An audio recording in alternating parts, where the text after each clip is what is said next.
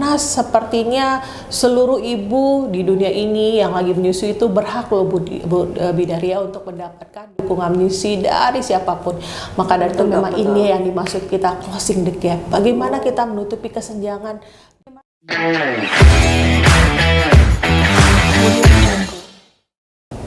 Assalamualaikum warahmatullahi wabarakatuh. Halo sahabat RSUD Kisah, bertemu lagi di podcast RSUD Kisah yang edukatif, informatif, dan inspiratif. Halo. Dalam acara podcast kita kali ini bersama saya Bidan Riafi Rosifana, dan sudah hadir bersama saya Dr. Amelia Martira, SPAN, SHMH ABCLC. Selamat pagi dokter. Selamat pagi. Pagi dok. Sehat dokter pagi ini? Alhamdulillah sehat. Alhamdulillah. Ya. Iya dokter. Saya juga ya Mbak Bu Bidan ya. Dari semua titel dokter nih, saya agak penasaran nih sama yang terakhir, ABCLC ya dok. Ya. ABCLC itu International Board Certified Lactation Konsultan. Kalau boleh tahu nih dok, sudah berapa lama jadi konsultan menyusui? Oke, jadi sebenarnya untuk menjadi konsultan laktasi ini saya perjuangannya lumayan ya Bidaria ya, karena itu tidak gampang untuk mendapatkan sertifikasi ini karena harus punya kualifikasi tertentu. Jadi saya selama 5 tahun tuh harus melakukan konseling sebanyak 1000 jam dan juga mengikuti 90 jam pendidikan pendidikan tentang laktasi. Baru saya bisa mengikuti ujiannya, dan ujian ini dilakukan serentak internasional, dan alhamdulillah pada 2021 saya mengikutinya, dan akhir 2021 saya diumumkan dan berhasil lulus untuk mendapatkan gelar IBCLC. Dan sejak 2022 saya berhak menyandang gelar IBCLC hingga 2026. Luar biasa ya dok ya, lumayan perjuangannya betul ya. Itu 1000 jam kira-kira berapa lama dok? Itu memang saya tempuh dalam waktu 5 tahun ya. Agak lebih sih, cuman tidak hanya konseling, termasuk melakukan edukasi, melakukan promosi, maupun kegiatan peningkatan pengetahuan masyarakat mengenai laktasi itu juga dihitung jamnya, dan konseling tatap muka juga termasuk, dan itu memang saya kumpulkan dalam waktu 5 tahun seperti itu. Oh begitu. Alhamdulillah ya sahabat kisah, pada pagi hari ini Dr. Amel bersedia untuk memberikan ilmunya pada kita semua. Sudah siap berbagi ilmu dok? Oh tentu aja. Baik. Topik kita kali ini sangat menarik ya dok, ya. WBW, yes. World Breastfeeding Week ya dok ya, sesuai dengan tanggal kita 1 sampai 7 Agustus ya dok ya. Betul. Topiknya menarik nih dok untuk WBW, Closing the Gap Breastfeeding Support for All ya dok ya, betul. atau dalam bahasa Indonesia menutup kesenjangan dukungan menyusui untuk semua. Betul sekali. Kira-kira ini dok, kenapa WBW mengusung tema tersebut, sama kira-kira kenapa dok? Apa maksud dari closing the gap itu sendiri dok? Oke. Jadi sebenarnya secara rutin ya WBW itu diperingati setiap tahunnya antara tanggal 1 sampai 7, dan itu mereka memiliki tema-tema khusus. Dan memang hasil dari banyak penelitian, hasil dari pengalaman selama bertahun-tahun menyelenggarakan pekan menyusui ASI ini atau menyusui ini, kita mengetahui bahwa apa sih yang menyebabkan seorang ibu gagal menyusui? Kebanyakan adalah bukan karena ibunya yang sendiri yang tidak bisa menyusui, karena seharusnya ibu tuh bisa menyusui ya. Sangat jarang sih ibu yang sebenarnya tidak bisa menyusui. Tapi kebanyakan dikarenakan kurangnya dukungan dari sekitarnya, apakah dari keluarga, apakah dari masyarakat, apakah dari kita nih nakes, kemudian dari Vaskes, maupun dari regulasi-regulasi yang ada. Sehingga oleh WABA ini adalah organisasi laktasi yang mendukung laktasi sedunia, itu memikirkan bahwa tahun 2026 kita akan mengusung bahwa kita mencoba menutup kesenjangan di antara masyarakat terkait dukungan menyusui, karena ternyata Bidaria ini ya, tidak semua ibu itu bisa mendapatkan dukungan menyusui yang sama. Mungkin ada ibu yang beruntung ya, ibu semuanya yang ketika menyusui itu banyak banget tim horenya ya. Benar, Jadi benar. dari nakesnya, vaskesnya, keluarga ya, itu benar. mendukung sekali sehingga dia bisa menyusui dengan nyaman dan berhasil menyusuinya, bayinya juga oke. Tapi ternyata nggak semua dari para ibu bisa mendapatkan kesempatan yang sama, terutama ibu-ibu yang berasal dari kelompok rentan. Nah, kelompok rentan tuh kayak apa sih Binaria? Itu kayak misalnya kelompoknya memang secara ekonomi itu kurang beruntung ya, misalnya sehingga dia tidak bisa mengakses ke fasilitas kesehatan yang menyediakan pelayanan-pelayanan dukungan menyusui, atau juga dia tidak bisa mendapatkan nutrisi yang cukup baik sehingga bisa mendukung kemampuan gizi yang baik. Kemudian juga atau bencana ya, kita tahu bahwa daerah bencana itu sering sekali akses air yang sulit, atau misalnya akses dia terhadap makan minum juga sulit sehingga dia juga mengalami kesulitan untuk menyusui.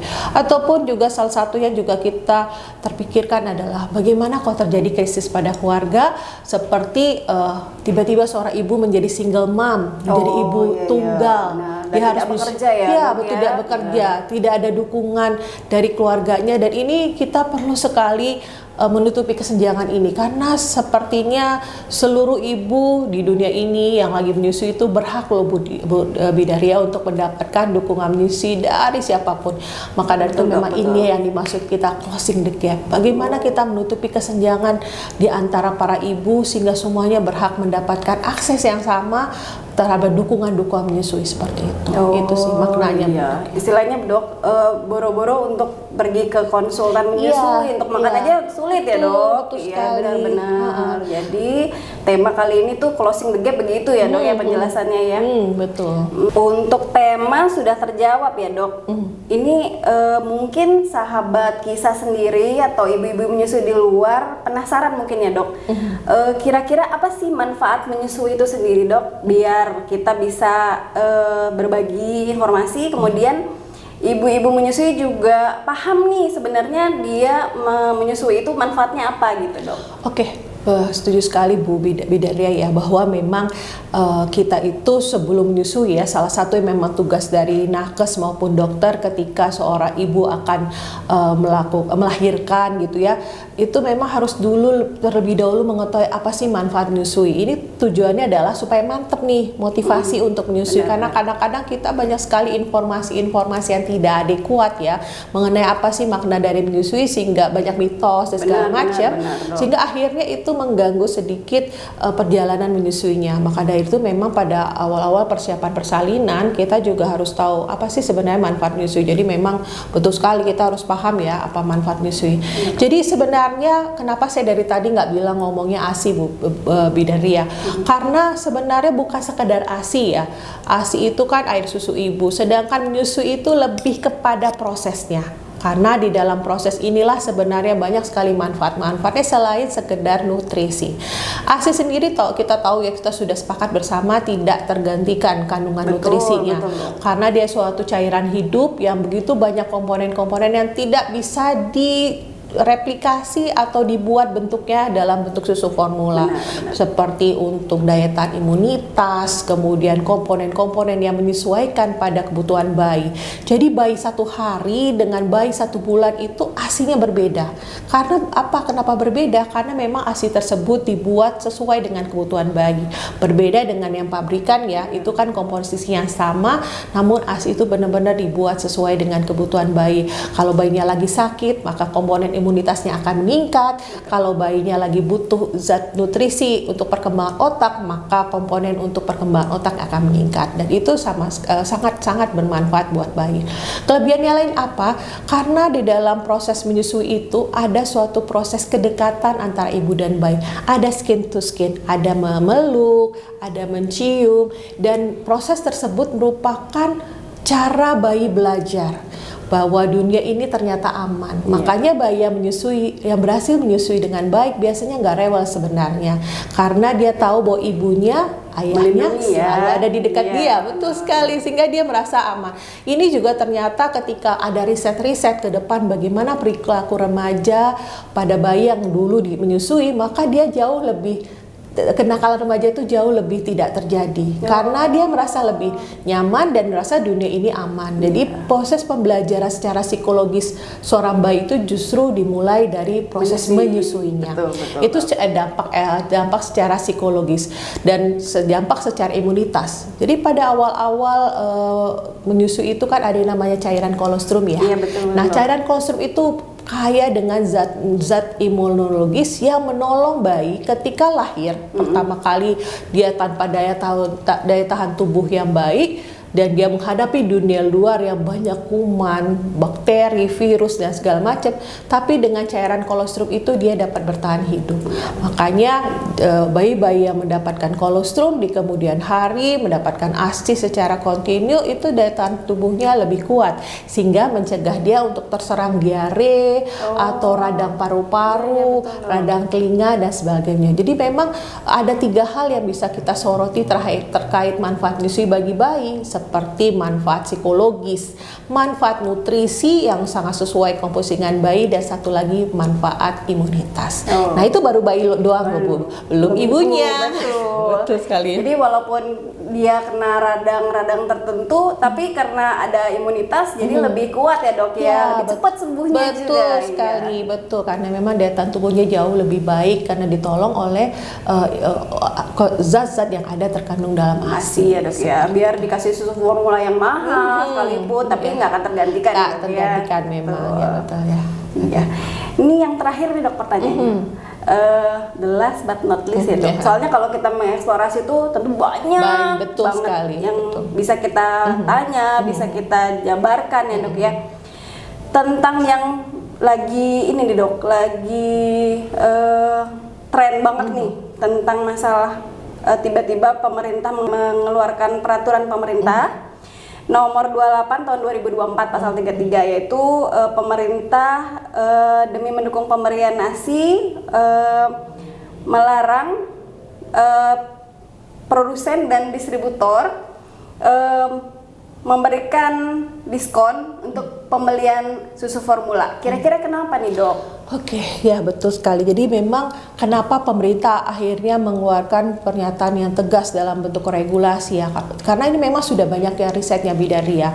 Ibu-ibu yang pada awalnya mungkin bisa menyusui ya, IMD berhasil atau bisa menyusui, ternyata kok lama-lama dia akhirnya menyapi dini, kemudian beralih kepada makanan pengganti ASI, misalnya susu formula. Kadang-kadang ibu pekerja juga ya dok ya. Betul, ketika dia mulai bekerja, padahal di rumah, waktu dia masih di rumah dia masih oke ya untuk menyusui, tapi begitu bekerja akhirnya ada masalah menyusui dan kemudian beralih pada susu formula. Ternyata itu ada permasalahan tersendiri dari maraknya ya pemasaran yang tidak etis kepada masyarakat terkait susu formula.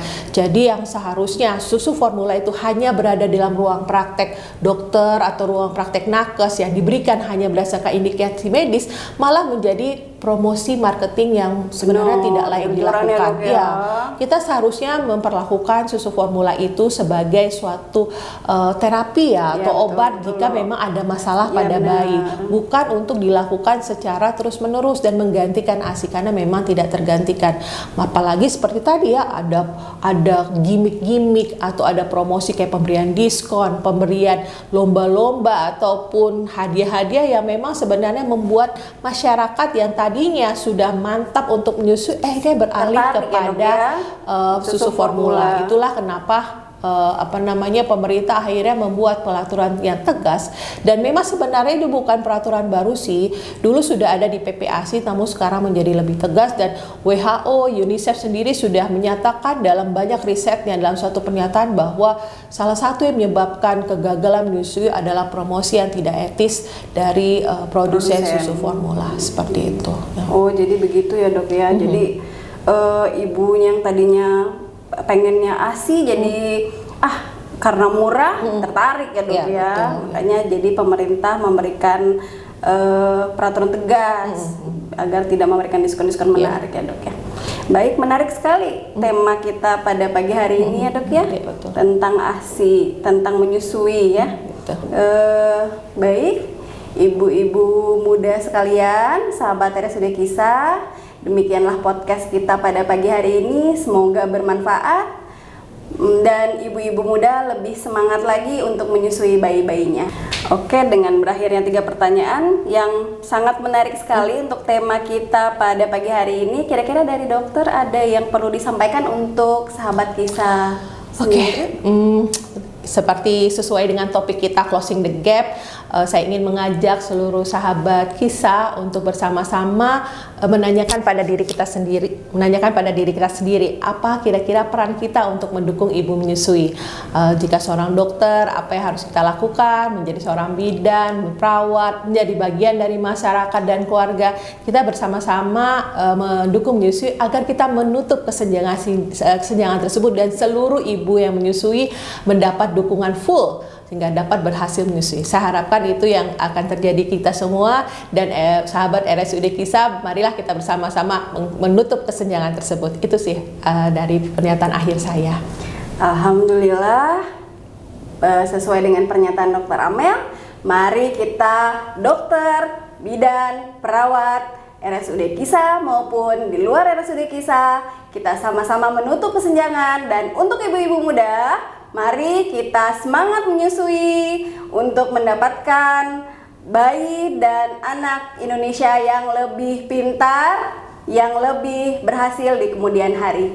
Baik, demikianlah podcast kita pada pagi hari ini. Semoga bermanfaat untuk semua.